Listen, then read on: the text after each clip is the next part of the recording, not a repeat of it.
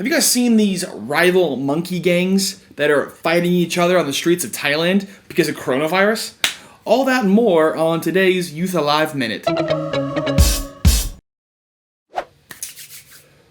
Oh hey, didn't see you there. I was just applying my new limited edition hand sanitizer that I got. It was all on StockX, actually. It's pretty nice. So, sorry, I don't mean to flex on you or anything, but anyway, welcome. Thanks for being with me for a few minutes. Welcome to the first Youth Alive Minute. What we want to do is I want to take some 5 to 10 minutes of your time for the next couple weeks just to engage in some content and some dialogue and grow closer to Jesus together. Coronavirus has got things going crazy, so we're going to spend some time together. So the first thing that coronavirus has had an impact on would be fine arts. So before I get into anything, I think a lot of people are wondering, is fine arts still happening? Thank you, the Lord, for technology, because yes, fine arts is still happening, but it's going to be all digital. So for all those updates and port info, check this video here, but also go to the link in the description. Our friend Monica, she created a video with all the new details and all the rules and what we're going to go do now. So make sure that you check that out, okay? So now to the story about these monkeys. So I'm being serious. Have you guys seen this? Like, there's some crazy stuff right now. So basically what's going on in Thailand, usually when these certain areas in Thailand, it's so full of tourism that these monkeys in the countryside, they get fed by people feeding them bread. But because of coronavirus, there is no tourism. And so people aren't feeding the monkeys. And so they're going crazy for all that they can get. So check this video out. This is real. Watch this. This is insane. So right now they're running around. There's a swarm. But it's about to get insane. Watch this. Ready? Go. Watch right there. Boom! Just got him. Like, what? And it just goes. Like, this video is about almost 2 minutes long. And it's just like, it's straight up Jumanji right there. You know what I mean? Like, where's Dwayne The Rock Johnson when you need him? You know what I mean? Like, that's flippin' nuts. So anyway, that's just one avenue. So I wonder, how has coronavirus affected you? I think coronavirus is affecting all of us. So right now we're on a 15-day quarantine where we're stuck in our homes. So all you introverts out there that are just like reading a book, like, you're cool with it. It's not a problem for you. But for all you extroverts out there, I'm with you. I want to look at what our response as believers to this coronavirus issue should be. Right now, I would say this: the media and social media, the news and whatnot, I think most people are meaning well, but this is a whole new, this is so new that the uncertainty and the unknown is scary. It really is. Because it's like, I don't know what this is happening. But right now on the media, you're seeing there's a shortage of food. There's no toilet paper anywhere. That we are all going to die. And don't get me wrong, I do believe that we need to take our due diligence and destroy this virus in its tracks and protect the people that are susceptible to this. But right now, I believe the media is pushing what I would call viral fear. So what I want to do, just for a few moments, is just talk about when everybody else is spreading viral fear, how can we spread viral faith? I think there is a response that you and I as believers need to have in this situation. So think of it this way. Right now, God has put a stop to everything. Like, all of our distractions, all of our sports, everything. So God has brought a stop to it.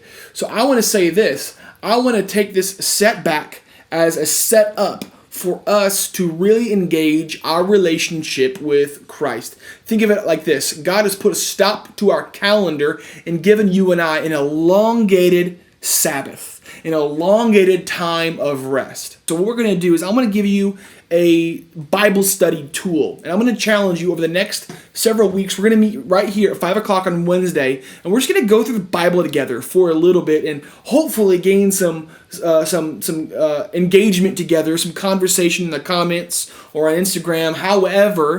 And let's share this and let's really spread viral faith instead of viral fear. So what I want to do is this. I want to read Psalm Psalm 91 verses 9 and 10 to you. This is a psalm of protection. This is God's heart for you and I right now. And this is going to be our scripture that we're going to challenge you to read through this next week, okay? So it says this, Psalm 91 verses 9 and 10 says, "Because you have made the Lord your dwelling place, the Most High your refuge, no evil shall be allowed to befall you or to come to you, and no plague shall come to you."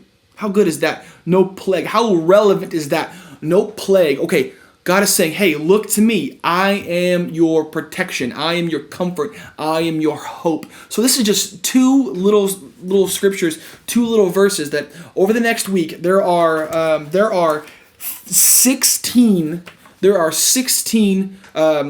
verses in this chapter. So that's almost, for the next 7 days, that's almost 2 verses a day.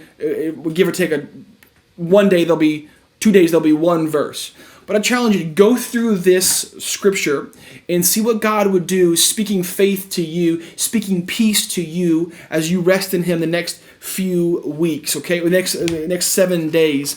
And what we're going to do is we're going to go through what is called the SOAP tool. And SOAP literally stands for Scripture, Observation, Application, and Prayer. This is a Bible study tool for you to help you dissect Scripture for your life. So if you're a journaler, which I hope you are, because I am, I believe that if God's going to speak to you, you want to write it down. So over the next week, go throughout in your journal as you're reading through Psalm 91 and think about this. So I write in my journal, say, God, today I read Psalm 91 verses 1 and 2. Here's what it says. My observation is, God, you're saying that you are my provider, you are my protector. You're gonna take care of me because I'm looking to you and I have sought you out. Hey, God, that's so good.